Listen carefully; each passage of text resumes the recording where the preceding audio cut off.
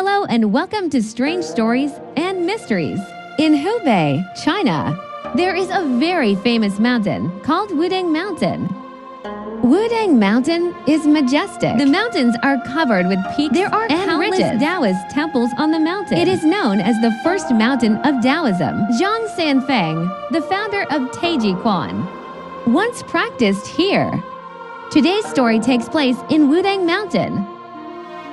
A woman who loves traveling went to climb Wudang Mountain. She got lost and entered the fairyland by mistake. She met a master who had been practicing here since the Ming Dynasty. She learned the truth about how to survive the end havoc of mankind. We will share with you the story of the woman who met a fairy in Wudang Mountain. This woman called herself Zidao. For the sake of convenience, we'll call her Z. Z likes to travel. She also likes peace. She always hopes to find what she's looking for in the mountains. To find what she's looking for. That's why she always chooses the off-season when she travels. She didn't go with the crowds.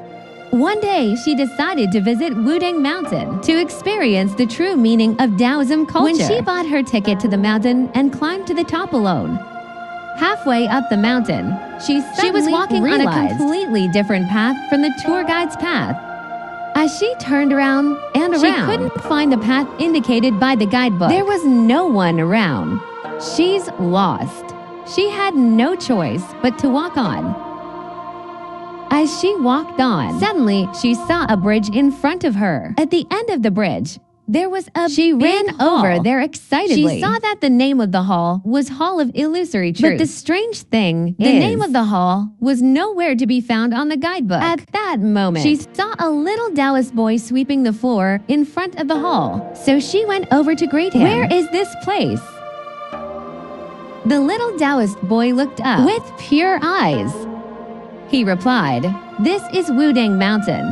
Looking at Z's puzzled eyes, he added, "This is the Hall of Illusory Truth because it's hidden, so few people come here."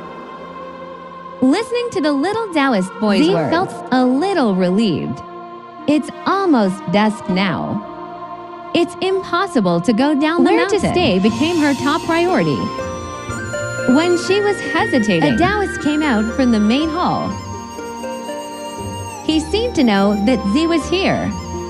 He said, "Little girl, you Ray lost." Violet replied, "Yes, I was supposed to go to the Purple Heaven Palace, but I don't know why I came here. It's as if I've gone to another dimension." The Taoist master said, "There's no such thing as coincidence. You were destined to get lost and come here." Suddenly, he laughed out loud. Z found it very interesting. She had a bright idea. "You said I was destined to get lost and come here. Then you must have prepared a room for me to stay, right?" The old Taoist was stunned. Then he laughed heartily and said, "That's good."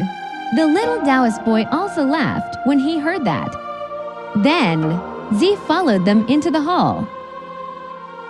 After entering the Hall of Illusory Truth, she ate dinner with the Taoists.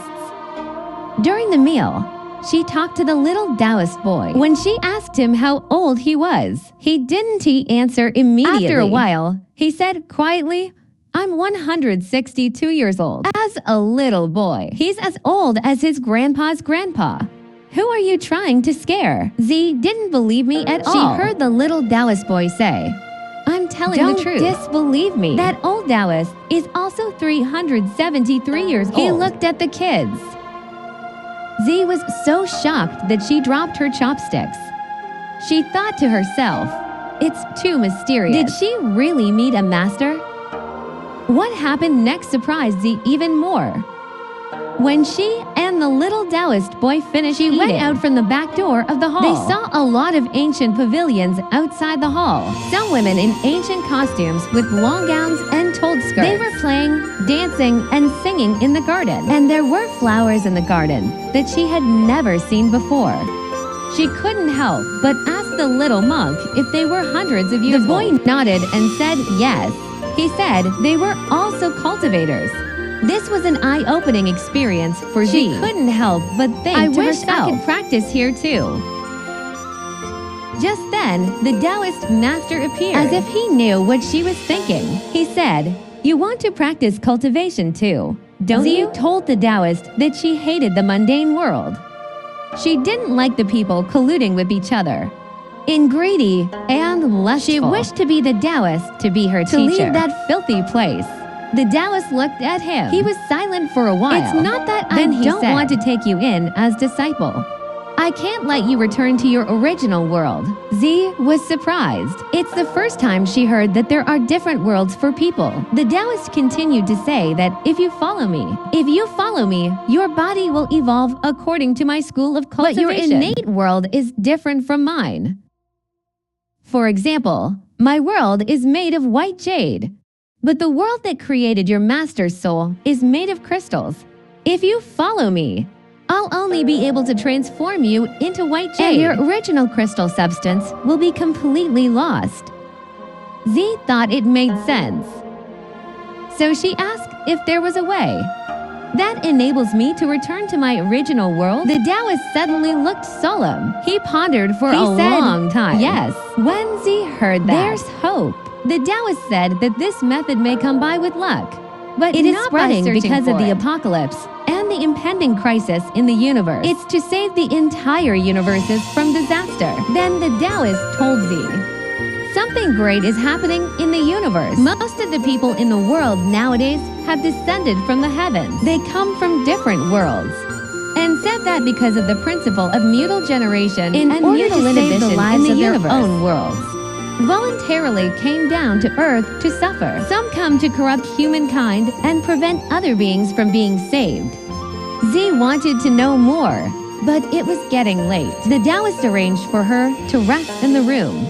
So far, you may think it's a bit too unbelievable. What's so special about Z? Why did she encounter such a strange thing on the mountain? But others can't. It turns out that she and the old Taoist were destined for each other in a previous life. Let's continue the story. The next day at dawn, the little Taoist boy came to wake up Z. He gave her a purple long-sleeve dress in the ancient style. She was told to wear it to see the Taoist master. The boy said, "Master told me to bring this to you. I've never seen Master so kind to others. To be frank, your modern clothes are ugly. Master wants to take you somewhere. That's why he asked you to change your clothes." When Z met the Taoist master wore a different white robe from yesterday. The Taoist master said, "There's a friend who's been waiting for you for a long time. It's time for you to meet him." It was very strange for her. "I came to Wudang Mountain alone. I don't have any friends." The Taoist priest didn't explain. He just told her to follow him. And they went on their way. Z felt different from her usual walk. She felt like she had walked a lot, but it didn't take long. The scenery on the road was like nothing she'd ever seen flowers or trees. All of them were different from what she usually saw. Finally, they came to a wooden house. The Taoist master knocked on the door. The door was opened by a young man dressed in an ancient yellow robe, a young man of about 25 years old. The Taoist master introduced Z to him. This is her old friend, Wang Yan. I looked at the man in front of her. She realized she didn't know him, and he didn't sound like him at all. He was very old. Then she heard Wang Yan say, "You've changed. You used to be so innocent. Now you've entered the mortal world. You ray no different from an ordinary person." As Wang Yan spoke, I suddenly realized that her memory had been opened. Her consciousness flew to the past. It turns out she and Wang Yan were both members of the Dragon Clan. At that time, her name was Zaire. Together, they were ordered by the Dragon Clan's to guard a seven-colored pearl. This colorful pearl, it emits 7 transparent colors. It is the treasure of the Dragon Palace. It can protect the Dragon Clan. All monsters want to get it to become powerful. In order to prevent the monsters from stealing the 7 Zaire pearls, and Wang Yan were responsible for guarding it. At first, they did their best in their duty to protect the pearl, but Wang Yan was very playful. He wanted to go out for a while. Zaire was worried that if he left, he wouldn't be able to stop the demons alone. But Huang Yan said he'd sneak out now. We'll get rid of them, then everything will be fine. With that, he left the guarded land. Just after Huang Yan left, the rock bird, which has a stealthy magic weapon, appeared. It wanted to steal the colorful pearls. Zi tried her best to protect them. She called out to summon the other dragons. The rock bird fled, and Huang Yan was sent down to the mortal world for deserting his world to suffer. And Zaire came to the mortal world because of her special mission. At that time, the Dragon Master told Zaire, the colorful pearls is to protect the purity of the water. Water is the source of everything. When the water decays, everything decays. But now the colorful pearls have lost their purity. It can be restored because the whole dragon clan is now impure. Not only impure, it's facing the fate of destruction. Because the universe had the principles of formation, stasis, degeneration, destruction, now the dragon clan has reached the point of destruction. But there's a way out. There is a legend in the universe that when the universe is about to be destroyed, the Lord of the universe will come down to rectify things right. Only the Lord of the universe can be so powerful. If anyone can represent the dragon clan and follow the Lord to human world, the dragon world will be rectified and saved. But when you come down to the human world, not only will you go through many ordeals and you may be likely to get lost in the mundane world, missing your chance and never come back. When Zaire heard that, she felt a sense of mission. She expressed her willingness to descend to obtain the law of the Master of the Universe clan from extinction. At this point in her memories, Zi's face was covered with tears. It turned out she had been searching for a great way to save her world. No wonder she had always had a desire to cultivate. The Taoist master and Huang Yan were happy to see her realize Huang Yan told Zi that he felt sorry for Zaire. So he stole her favorite purple color when he descends. He's been waiting here for her. He knew that one day, Zaire would come here. He would give her the dress and apologize to her. And the Taoist said to her, we've been related on some level in the heavens. We used to be relatives in the earthly cycle of reincarnation in human world. After I opened my heavenly eyes in my cultivation, I opened my memories. I can see with my fortune-telling ability that you're a person who seeks the true way down in this life. That's why I've been waiting for you. In fact, no one else can see the Hall of Illusion. I showed it to you on purpose.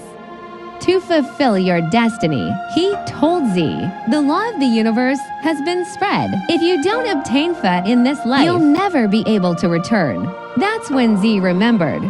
She still doesn't know about the law enabling rectifying the universe. What is it? So she asked the Taoist master, the law that can keep the universe from decaying and dying. What is it? The Taoist said you should have heard of it.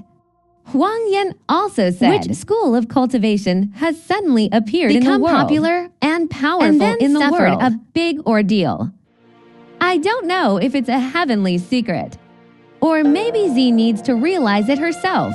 They didn't say which one it is, but when Zi heard it, her mind was enlightened. The Taoist also told Zi there will be a great change in the future. For some people, it's their calamity. For some, it's a happy event for entering into a better future. It's up to the people what to choose. That's the end of the story. I don't know what you think. Did you find the answer as Zi did?